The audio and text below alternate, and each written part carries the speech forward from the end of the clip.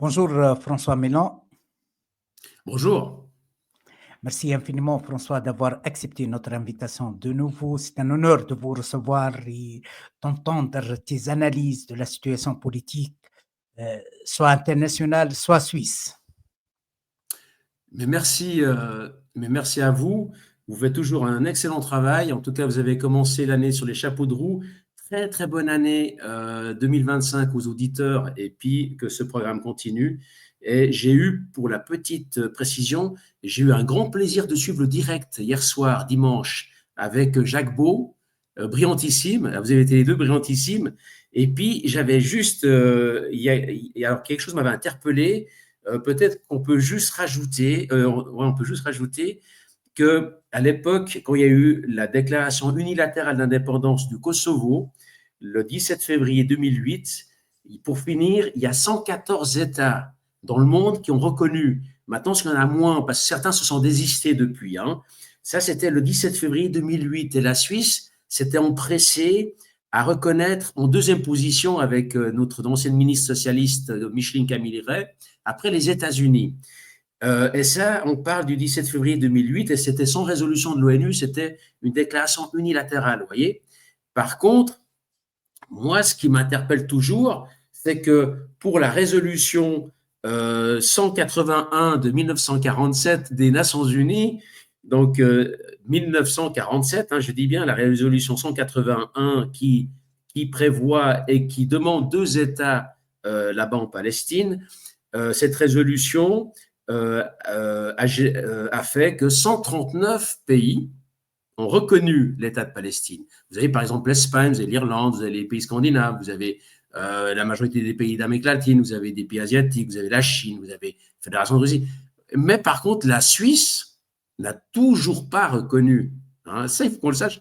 Parce que moi, ça m'interpelle. Parce que quand on voit les quelques députés qui cherchent la publicité, puis qui vont alors, ils vont se secouer le train arrière sur la place des Nations Unies ou à la place d'Aripon à Lausanne, quand ils retournent à Berne, quand ils sont en session dans les chambres fédérales, qu'est-ce qu'ils font?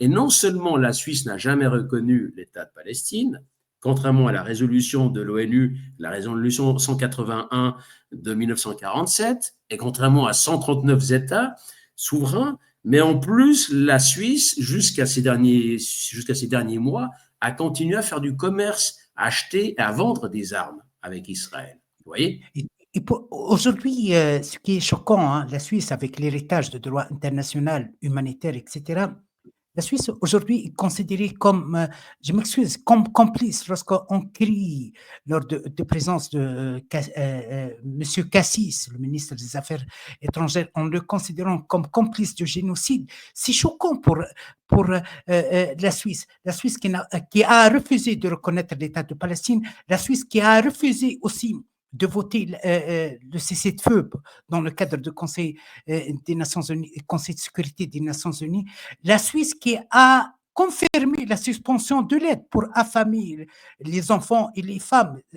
Personnellement, je suis choqué. Je suis choqué, malgré Mais les appels des intellectuels, notre camarade, par exemple Jean Ziegler, plusieurs collègues, ils ont été indignés, choqués, déçus par les démarches du Conseil fédéral actuel. Mais je pense un lobby qui dirige bien le ficelle au sein du Conseil fédéral vers quelques orientations politiques au niveau des relations internationales.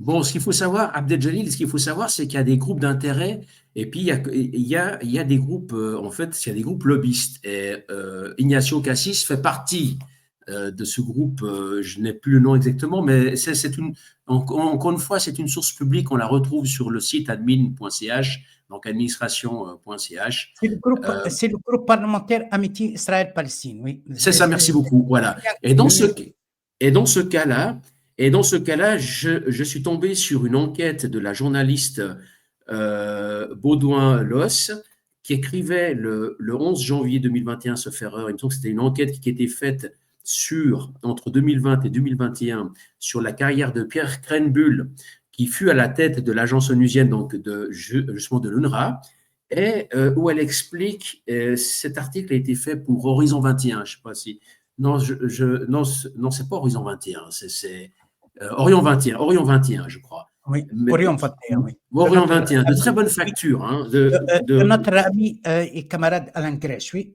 Rédacteur voilà, chef. c'est une investigation, c'est un reportage qui est aussi public, hein, qui fait une dizaine de pages où elle explique comment Ignacio Cassis, s'était fait un point d'honneur d'exclure, de cesser tout financement en faveur de l'UNRWA et de mettre au banc des accusés, ou bien plutôt d'exclure l'UNRWA, alors que tous les spécialistes de la région savent qu'ils sont incontournables. Donc ça, c'est intéressant. Et c'est des choses, malheureusement, on n'en parle pas beaucoup, et ça se passe en Suisse. Hein. Vous voyez, Oui, et c'est puis choquant. Ignacio Cassis, en plus de ça, il est conseiller fédéral, donc il fait partie des 7 ministres, et c'est notre responsable des affaires étrangères. C'est quand même un peu inquiétant. Voilà. Alors c'était la parenthèse. Oui, Voilà. je m'excuse, dans cette ambiance générale qui règne au sein du Conseil fédéral, ambiance d'échec politique d'échec au niveau de prise d'orientation politique au niveau international, j'aimerais bien évoquer avec vous la démission de Viola Amher qui a créé des surprises et en même temps des critiques. Depuis quelques mois, vous étiez avec moi, vous avez critiqué fermement hein, le rendement, le fonctionnement du ministre de Défense suisse. Est-ce que l'annonce de démission, ça a été surprenant pour vous? Est-ce que vous avez trouvé ça normal? Comment vous avez lu cette démission, cette déclaration de démission? Alors oui, l'annonce était, disons que pour moi, ça m'a pas surpris outre mesure. Ce qui m'a surpris, c'était le moment choisi. C'est qu'elle donnait suite en fait à cette demande de l'UDC. C'est une demande assez maladroite. L'UDC ne devait pas se prononcer de cette manière, demander la démission, excusez-moi, d'un conseil fédéral ou d'une conseillère fédérale en poste. C'est quand même en Suisse. Je veux dire, on n'est pas en France, on n'est pas en Espagne, on n'est pas dans d'autres pays. On est quand même la deuxième démocratie, la deuxième plus ancienne démocratie après l'Islande au monde, et on a une grande maturité. On a une démocratie qui est exemplaire, et justement parce qu'on évite, on se met à l'écart des polémiques et des scandales et de ces déclarations à l'emporte-pièce. Donc, par exemple, un Donald Trump, il n'aurait pas sa place au Conseil fédéral. Et l'UDC a été assez maladroit comme ils ont agi. J'attendais autre chose de ce parti. Par contre, ce qui est étonnant alors, c'est que Viola Amher démissionne tout de suite après, et ça pourrait donner. En fait, le signal n'était pas bon. Je ne connais pas, je ne sais pas ses motivations, je ne sais pas pourquoi elle a fait, mais maintenant qu'elle n'allait pas rester encore longtemps, je n'étais pas surpris parce que, et puis d'ailleurs, je vais le voir avec vous, si vous le permettez, je vais vous donner 3 exemples où on voit qu'elle nous mettait en danger. C'est-à-dire qu'elle mettait en danger les valeurs démocratiques suisses, elle mettait en danger le futur de la Suisse par certaines prises de position personnelles, par une posture personnelle, et à mon avis, elle allait être lâchée de plus en plus tant par les médias qui ont été extrêmement bienveillants avec elle durant 6 ans, et puis par toutes les formations, et même, je pense, par sa propre formation politique, donc le centre, l'ex-PDC. Mais peut-être pour, pour traiter ce cas, juste en préambule, il n'y a aucune attaque personnelle. Hein, donc, on parle bien de la ministre, de la conseillère fédérale qui est en poste encore et qui est la présidente de la Confédération sortante. Elle était présidente de la Confédération en 2024. Donc, il n'y a vraiment aucune attaque personnelle, il n'y a aucun jugement de valeur parce que nous, on n'est personne pour avoir un jugement de valeur, pour critiquer. On n'est pas conseil fédéral, et puis on ne peut pas imaginer non plus la pression que subissent ces ministres. Il n'y a pas de jugement de valeur non plus en disant ben voilà, c'est bien, c'est mal. Non, tout est gris, tout est nuancé, c'est tout dans la nuance. Donc, on va s'attaquer au fait. Alors, elle a fait sur 6 ans et 3 mois, je crois, ou 4 mois, elle a fait des choses bien. Par exemple, elle a beaucoup lutté pour la parité. Bon, la parité, ça c'est pas un bon terme, mais plutôt pour une plus grande représentation féminine au sein de son département, qui est le département de la défense de la population et des sports. Et là aussi, elle s'est beaucoup investie sur le thème de lutter contre les maltraitances dans le milieu du sport. Donc, il y a des points positifs. Maintenant, au niveau de l'armée, c'est déjà plus compliqué. Puis, c'est pas que l'armée, parce qu'il y a aussi le SRC, donc c'est le service de renseignement de la Confédération, qui dépend de son département aussi, et où il y a eu quand même aussi quelques tensions. Maintenant, juste pour rappeler, en Suisse, on a le Parlement, c'est le Conseil des États, ce sont les sénateurs, c'est 46 députés. On a le Conseil national, c'est 200 députés. Donc, ça fait 246 députés. Et chacun de ces députés, déjà, ce qu'il faut savoir, a deux accrédités, peut accréditer deux personnes de leur choix. En général, ce sont des lobbyistes. Pas toujours. Des fois, c'est quelqu'un de la famille. Et quand on prend les partis de gauche et les Verts, ça sera surtout des ONG, genre le WWF, ou des ONG qui sont liées au changement durable ou des choses comme ça. Et à droite, les partis bourgeois, ça sera plutôt les partis de l'économie, ça sera l'UBS, Interpharma, ça sera des bureaux conseils derrière lesquels on va trouver le tabac, on va trouver les intérêts du tabac, on va trouver les intérêts de l'armement. Ce que je veux dire, c'est que ces 247 sénateurs et députés au total, fois deux accrédités, ça fait qu'au champ fédéral, donc au Parlement, donc aussi bien au Palais fédéral, vous allez côtoyer 492 ou 482 accrédités, entre guillemets, lobbyistes. Et c'est eux qui dirigent le pays. Ce ne sont pas nos députés, c'est eux qui dirigent le pays. Parce que nos députés, il ne faut pas oublier que sur les 4 sessions parlementaires, ils vont devoir se prononcer plusieurs milliers de fois. Ça dépend les chiffres, mais ce qu'on a entendu, mais ça va entre 8 et 10 000 jusqu'à 12 000 consultations à l'année. Ils ne peuvent pas connaître tous les dossiers, et s'ils n'en connaissent pas la moitié, mais même pas peut-être 80%, et ils comptent justement sur l'apport de ces spécialistes, entre guillemets, de ces lobbyistes, de ces accrédités pour leur mâcher le travail, pour leur préparer le travail, pour leur expliquer les tenants, les aboutissants, et puis pour les influencer de quelle manière il faut voter ou pas voter. Donc, ce sont les accrédités. C'est eux qui dirigent, ce sont les lobbyistes. Ensuite, par rapport à ça, vous avez encore un État profond en Suisse. Donc, l'État profond, il y a des intérêts particuliers qui sont protégés. Alors, on va les trouver du côté de la pharma, très fort. Donc, la pharmacie, les banques, l'UBS fait partie de l'État profond. Vous avez d'autres intérêts industriels, d'autres intérêts particuliers. Il faut faire avec cet État profond qui, lui, on va le retrouver derrière certains partis politiques. Et puis, pour aller encore plus précisément au DDPS. Alors, DDPS, c'est le département des 7 qui est le moins sexy, parce que c'est vrai que normalement, le DDPS, normalement, il ne fait pas de bruit et normalement, on n'en parle pas dans les journaux. C'est un département qui est extrêmement facile à conduire et à diriger, entre guillemets, parce que ce sont avant tout des militaires. Et les militaires, ils obéissent. Ils ne discutent pas, ils obéissent. Par contre, ce n'est pas le plus sexy, parce que ce n'est pas celui qui permet vraiment de voyager, ce n'est pas celui qui nous permet d'avoir une influence directe avec l'éducation, avec le futur du pays sur le plan social et notamment par rapport à l'économie. Ce n'est pas celui qui va nous permettre de croiser les grands chemins ou les grands dossiers économiques. Donc, c'est vraiment celui où on n'aime pas vraiment l'avoir. Et jusqu'à Viola Amerd, c'était plutôt l'UDC qui avait ce département. Mais ce qu'il faut savoir, c'est que ce département du DPS a son propre État profond. Il y a les officiers d'état-major généraux, il y a les chefs de service.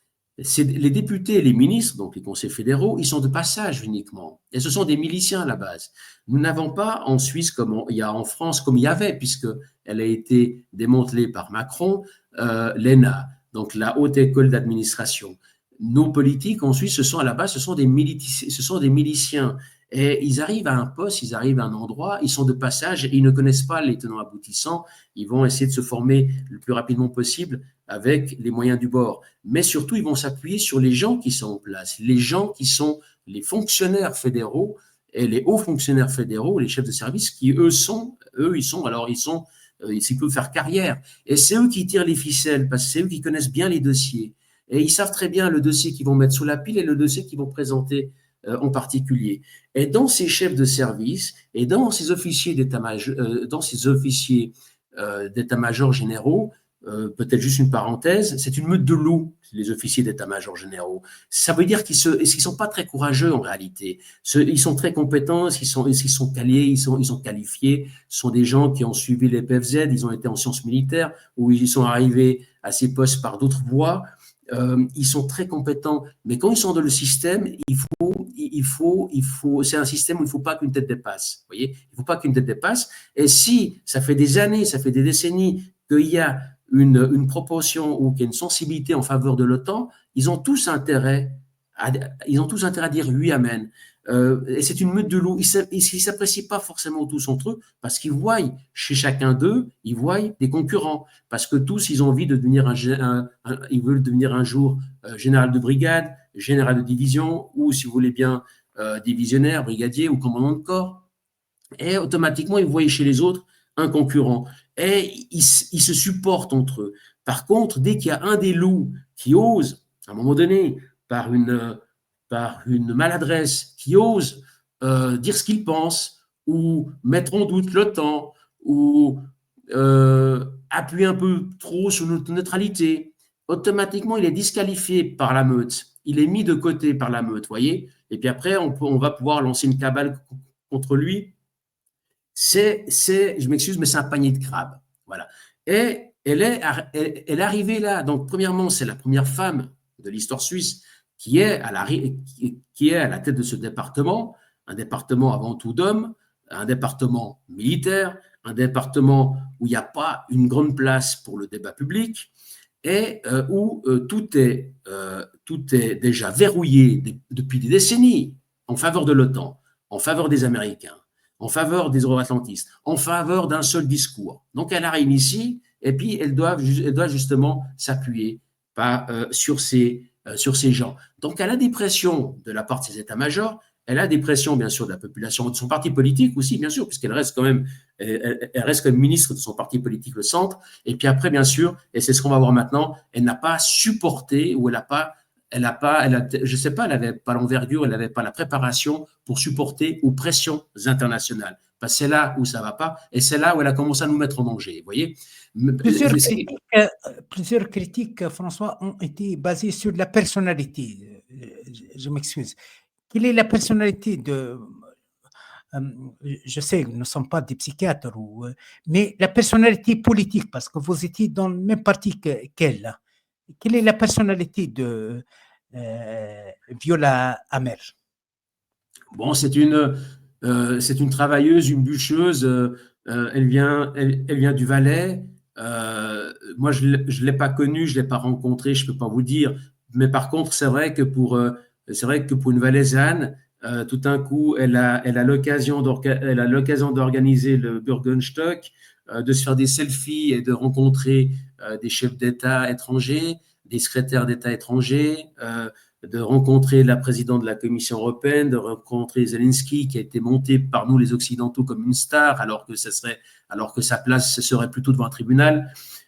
C'est clair qu'elle n'a pas pu, elle a pas su avoir la distance et puis la retenue, en fait, habiter la fonction de ministre suisse. Et ça, alors, c'est un très bon tremplin, en fait, ce que vous faites là, parce que je vous expliquais que cette mise en danger, elle ne date pas de hier, elle ne date pas du sommet du 17 juin de Bürgenstock, elle ne date pas non plus de ces tentatives de rapprochement à pieds joints de l'OTAN ou de l'accord institutionnel qui a été signé le 20 décembre dernier avec Ursula von der Leyen. Là, je vous explique.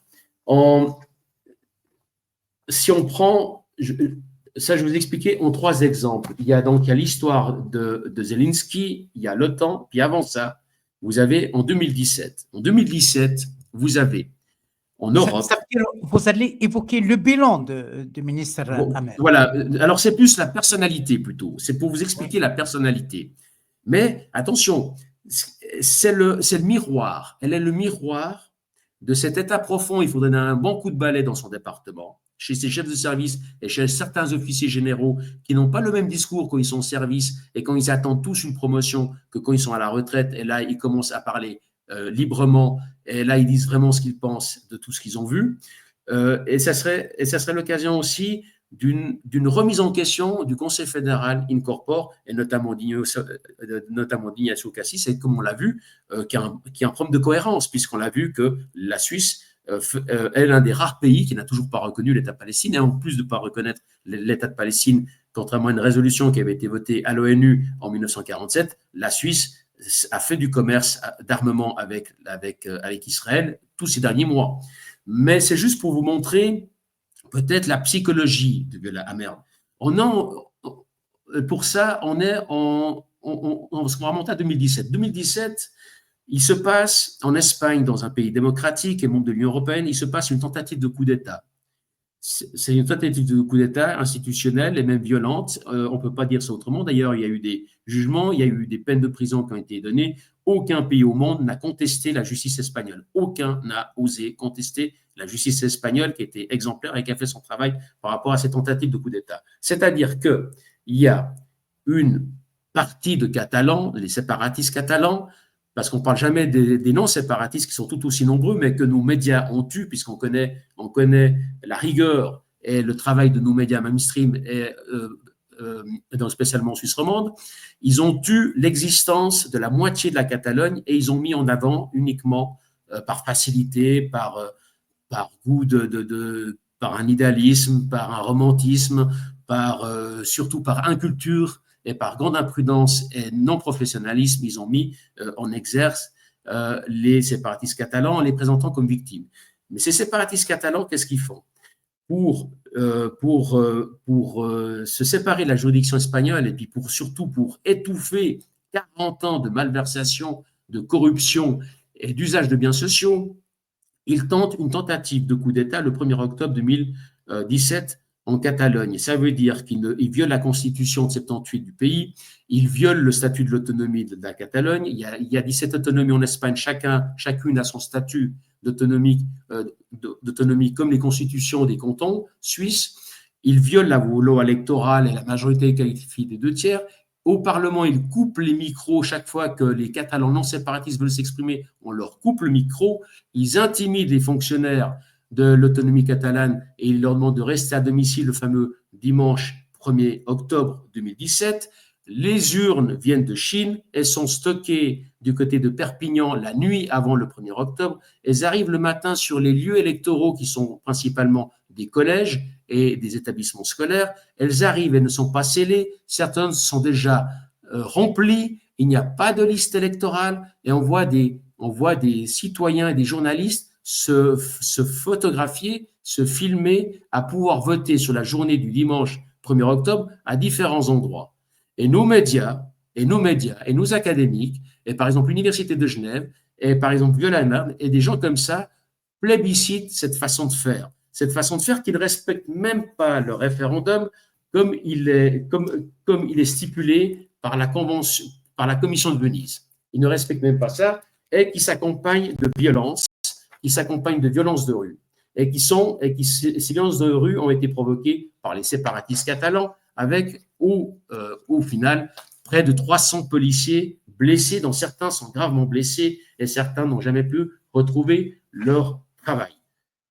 Ça, c'est pour vous dire que ces agissements qui sont intolérables, qui se sont produits en Espagne, quelques mois auparavant, à Barcelone, vous aviez 4 conseillers nationaux qui ont été invités par les séparatistes catalans, 4 nuits d'hôtel, 160 euros l'hôtel, donc la nuit d'hôtel, et qui ont fait copain comme cochon avec Puigdemont et avec les séparatistes catalans. Et qui on trouve parmi ces 4 députés qui sont là-bas, plus, je pense, plus par ignorance et puis par imprudence, on trouve Viola Amerd. Et dans le rapport 2017 de Diplocat, qui est une agence de propagande qui est entraînée, préparée par les euro-atlantistes, notamment par l'Angleterre et les États-Unis, on trouve justement, à un moment donné, donc ils se gargarisent qu'ils ont pu faire venir dans le Parlement catalan, surtout auprès des séparatistes, 4 députés suisses. Alors, il y a Yannick Butet, il y a Lisa Mazon, il y a Mathias Cretnan, qui est aujourd'hui en charge de l'éducation publique dans le canton du Valais, et il y a Viola Amerd. C'est juste pour vous dire qu'elle était déjà, en tant que conseillère nationale, elle était très imprudente, et puis elle partait comme ça faire la promotion des valeurs suisses, des valeurs de la démocratie suisse, du droit au référendum, sans savoir où elle mettait les pieds. Et c'est des photos, je peux vous dire, que dans toute l'organisation du séparatisme catalan qui est liée avec le terrorisme aussi de l'ETA, ce sont des photos qui aujourd'hui circulent encore partout. On va retrouver, si vous cherchez dans la documentation de ces mouvements séparatistes en Europe, vous allez encore trouver la photo de Viola Amerd. Voilà, ce sont des photos plus explicites, on les trouve ici à Barcelone, donc c'est du 19 au 22 avril 2017. En rentrant, ces 4 députés extrêmement imprudents, dont je rappelle, il y a Mathias Reinhardt, il y a Lisa Mazon, il y a Yannick Butet, il y a Viola Amerd. Donc voilà, voyez, au fond, de ces 4 députés tellement imprudents, dans la presse espagnole, et pas que la presse espagnole va se gargariser, quand ils rentrent, ils ne trouvent rien de mieux que de déposer une interpellation au Conseil fédéral pour appuyer les séparatistes catalans. Ça veut dire pour appuyer ce qui va devenir quelques mois plus tard une tentative de coup d'État en Espagne en 2017, en Europe, dans un pays qui est membre de l'Union européenne et qui est partenaire de la Suisse. C'est juste pour vous montrer l'imprudence de ces gens. Et on retrouve déjà, donc en 2017, on retrouve déjà Viola Amerd. Qu'elle ne sera pas seule.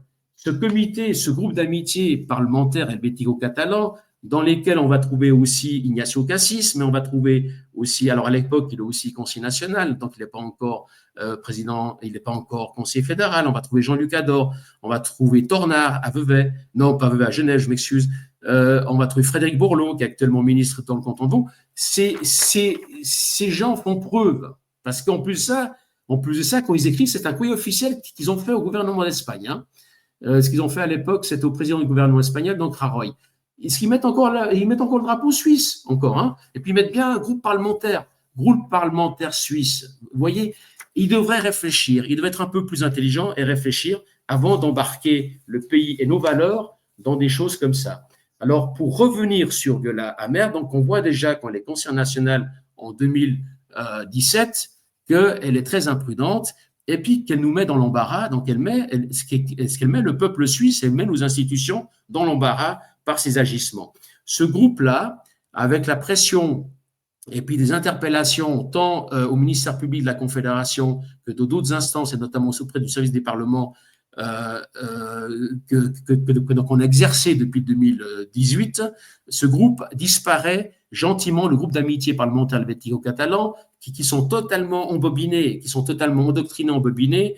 D'ailleurs, va le dénoncer le rapport de la Cour des comptes du tribunal constitutionnel espagnol qui sort un rapport de 714 pages où il consacre 10 pages à ce groupe avec les repas, parce qu'on les invite à des repas, on les invite à Barcelone, et tout ça, c'est documenté.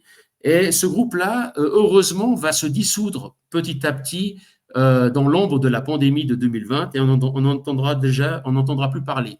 Mais c'est pour vous montrer l'imprudence de certains de nos politiques. Alors maintenant, pour revenir sur Viola Amerd, qu'est-ce qu'on attend d'un conseiller fédéral ou d'une conseillère fédérale? En Suisse, on fabrique des générations de retraités pauvres. On a toujours ce problème de la LAMAL. La LAMAL, depuis son instauration, la LAMAL devait être une réponse, c'est un problème. Depuis l'instauration de la LAMAL, les primes d'assurance ont triplé. On a des problèmes de coûts d'accessibilité pour les transports publics. On a des problèmes de places d'apprentissage pour les jeunes. Et je peux vous continuer la liste comme ça sur des pages et des pages et des pages. Mais il semblerait que ces problèmes-là ne soient pas suffisamment intéressants. C'est pour cela, permettez-moi, François, j'aimerais bien avoir votre avis concernant le bilan, le rendement, le fonctionnement de Viola Amerd durant ce mandat. Oui, je m'excuse. Alors, vous avez bien fait de me recadrer. Ce que j'essaie juste de vous dire, c'est que le peuple suisse attend de ses ministres qu'on trouve des réponses à ses problèmes quotidiens. Et dans ce cas-là, Viola Amerd, donc on peut en tout cas lui reconnaître sa lutte contre les maltraitances dans le sport. Maintenant, le bilan à la tête de son département, vraisemblablement, il n'est pas éblouissant. Mais encore une fois, je ne veux pas juger. On n'est pas là pour juger parce premièrement, on n'est personne pour juger, mais elle laisse 1200 dossiers ouverts et pour continuer ou la prolongation de cette imprudence que je vous ai expliqué tout à l'heure, que je vous ai démontré avec les séparatistes catalans, plutôt avec les putschistes, elle continue avec l'histoire de l'Ukraine. Alors, l'histoire de l'Ukraine aussi, donc c'est documenté, mais je m'excuse, en 2021, au Sénat, en France, le 10 juin 2021, vous avez une élue, Nathalie Goulet, qui tire la sonnette d'alarme sur les mouvements néo-nazis en Ukraine. Alors, c'est public, hein, vous allez sur le site du Sénat français, c'est la question écrite numéro 23223, où elle décrit exactement ce qu'elle a vu. Elle s'est déplacée, elle a été au marché à Kiev, elle a vu les saluts nazis, elle a vu les tatouages, et ce qu'elle a entendu, ce qu'elle a vu, les descentes au flambeau, la manipulation, la propagande et l'appel à la violence de ces mouvements nazis qui ont pignon sur rue et qui sont, contrairement à ce qu'on nous a dit, qui sont nombreux dans le régime de Kiev. C'est la même année, donc le 29 juillet, elle explique comment, donc de nouveau une interpellation au Sénat français, c'est toujours la députée, plutôt la sénatrice, excusez-moi, Nathalie Goulet, qui explique le droit de la presse en Ukraine, comment il est bafoué, comment l'opposition est bafouée. Hein. Et on sait aussi qu'au moment du conflit, on estime qu'entre toutes les fractions paramilitaires et les mouvements et ces mouvements néo-nazis, en Ukraine, on sait, donc on estime le nombre à peu près à 35 000, ce qui est énorme, et ils sont intégrés dans le ministère de l'Intérieur. Et on connaît les exactions qui sont faites sur le Donbass, on connaît les exactions qui sont faites par le SBU, qui sont les services secrets ukrainiens, les exécutions extrajudiciaires, les tortures, les séquestres et tout ce qui se fait depuis 2014 dans le Donbass. Pour revenir à Viola Amerd, on va trouver de la part de Viola Amerd, on va trouver une quantité de photos de sa part, je ne sais plus où je les ai mises, mais vous trouvez sur les réseaux sociaux, mais vous en trouvez plein, où elle est copain comme cochon avec Vladimir Zelensky. Vladimir Zelensky, qui probablement que sa place serait devant un tribunal aujourd'hui, on trouve une flopée de photos comme ça. Et puis, à sa demande, elle lui organise, aux frais de la princesse, c'est-à-dire sur nos deniers publics, le fameux sommet du 17 juin dernier de Bürgenstock, aux frais de la princesse, auquel d'ailleurs la Fédération de Russie n'est pas invitée. C'est un sommet qui sert à rien. Il n'y a même pas le Brésil, l'Inde, pas la Chine. Ça sert simplement à de la parade, à se prendre en photo, à faire des selfies. Alors, et puis ça, on va retrouver après, plus tard, on va le retrouver avec le temps, où ça sera la même chose. Donc, le bilan, malheureusement, de cette ministre, ça veut dire qu'elle a été, est-ce qu'elle vient de son valet, elle est tout d'un coup, elle tombe dans le monde des bisounours, elle tombe dans le monde d'Heidi, non pas d'Heidi, mais plutôt de Disney, et là, elle a l'occasion de faire des selfies, elle a l'occasion de voir les grands de ce monde et de voir des chefs d'État et des ministres, et puis elle est très imprudente sur le plan de la Catalogne, mais après, comme sur son bilan, c'est-à-dire comme conseillère fédérale et comme ministre du département de la défense de la population et des sports, elle laisse un bilan très mitigé. Elle a été très active sur l'égalité, c'est juste, contre les maltraitants, je l'ai déjà dit 2 fois, mais par contre, elle n'a fait avancer aucun dossier de l'armée dans le bon sens, ni le SRC d'ailleurs, c'est-à-dire le renseignement, donc le SRC, c'est le service d'enseignement de la Confédération. Service de renseignement de la Confédération, il suffit de lire, ici il fait 90 pages, le dernier rapport de 2024, ça ressemble plus à une compilation de nouvelles dans 20 minutes, qu'à quelque chose qui soit vraiment fouillé et qui apporte une valeur ajoutée. Et puis, alors après, il y a ce rapprochement vis-à-vis de l'OTAN, où là, elle essaie de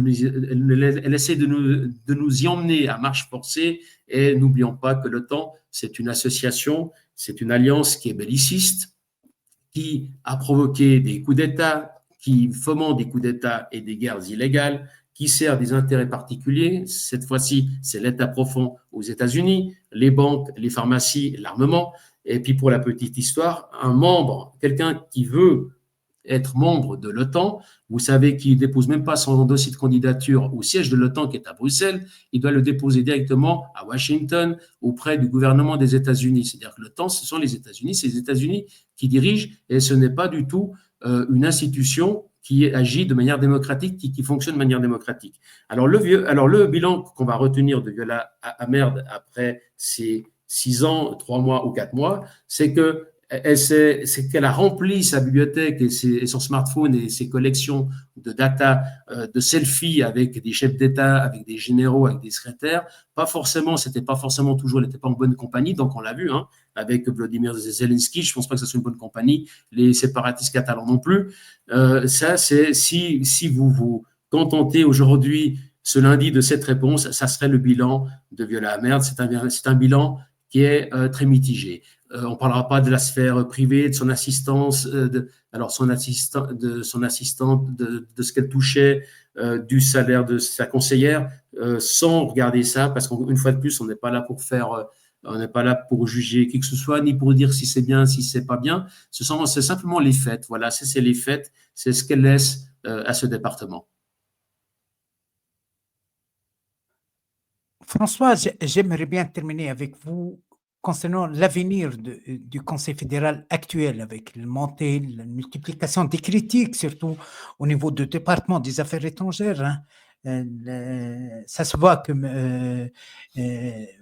Cassis est en train d'exécuter un agenda diplomatique américain, purement américain. Hein. On a vu ça avec l'Ukraine, avec Gaza. Qu'est-ce que vous disiez? Alors justement, vous avez parfaitement raison, et cette émission pourrait nous inviter à réfléchir un peu plus sur le bilan actuel de ce Conseil fédéral. Alors peut-être juste, encore une fois, donc vous avez vu qu'il y a des forces en présence et des forces pas occultes, pas forcément occultes parce qu'elles ne se cachent pas. Il y a les accrédités, les lobbyistes, il y a l'État profond. Ces conseils fédéraux doivent faire face à tout ça. Hein. Donc, encore une fois, c'est très compliqué d'être à leur place. Moi, je ne critique pas, je ne juge pas. Donc là, tout ce que j'ai énuméré, ce sont des faits. Hein. Ce n'est pas un jugement de valeur. Mais par contre, ce qu'il faut savoir aussi, c'est que pour rentrer dans cette collégialité, parce que la collégialité, c'est un terme magique et c'est propre à la Suisse, la collégialité. Hein. Ça veut dire, vous avez vu que ce concert de ministres, il y a quand même, ça va de l'UDC jusqu'aux socialistes, bien qu'on sait que les socialistes en Suisse, c'est plus des socialistes de salon, gauche bobo, qu'autre chose.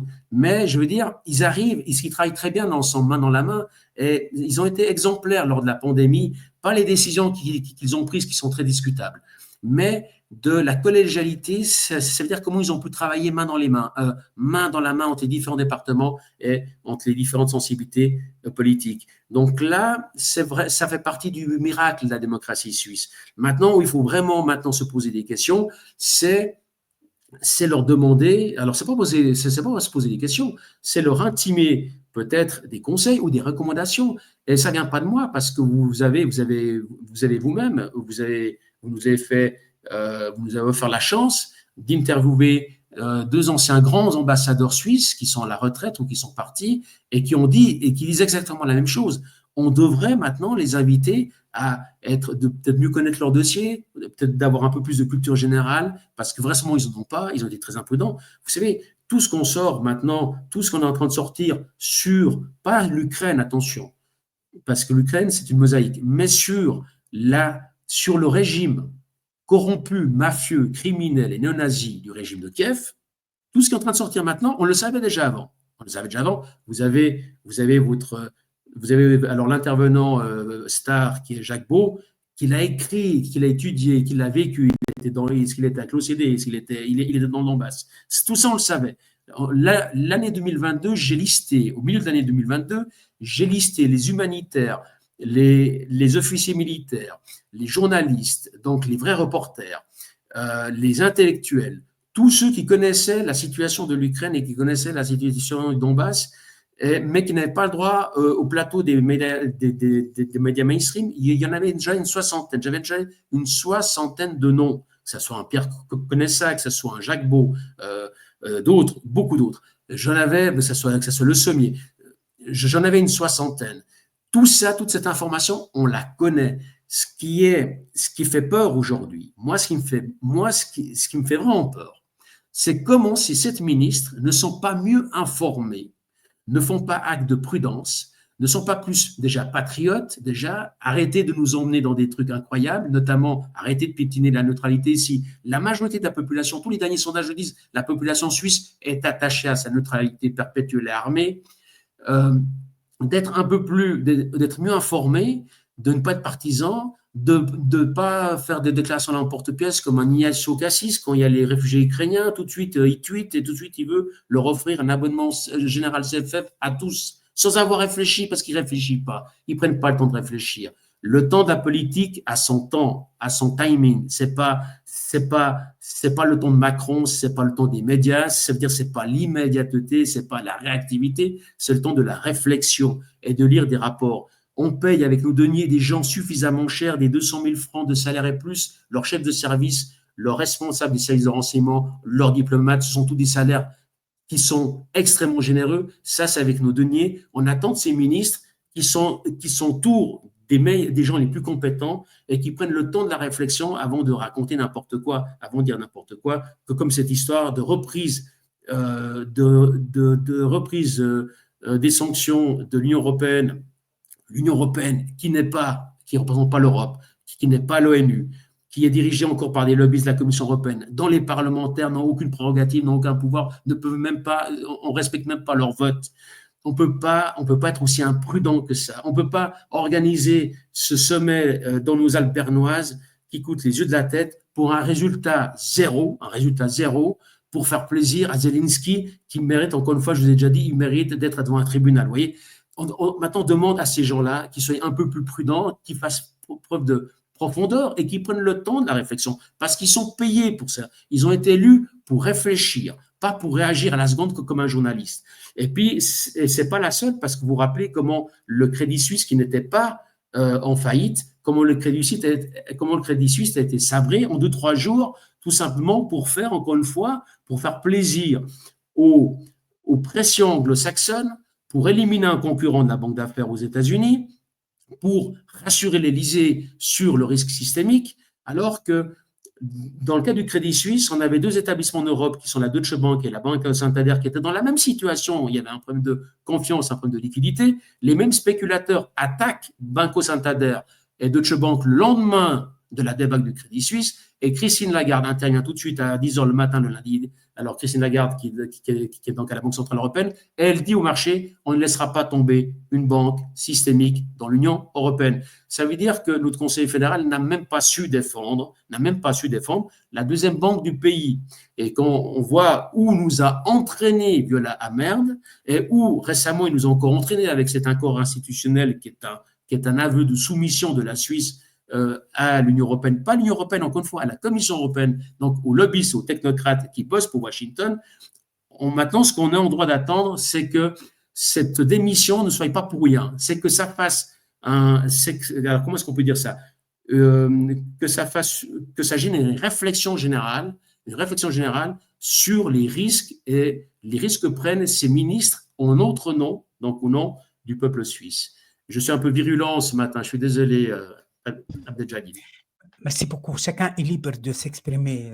Mais ce sont des faits. Rien à inventer, ce sont des faits. Merci infiniment, François. Ça a été un plaisir, personnellement, de vous recevoir. À la prochaine rencontre. Merci infiniment. Bonne journée. Encore très bonne année. Merci.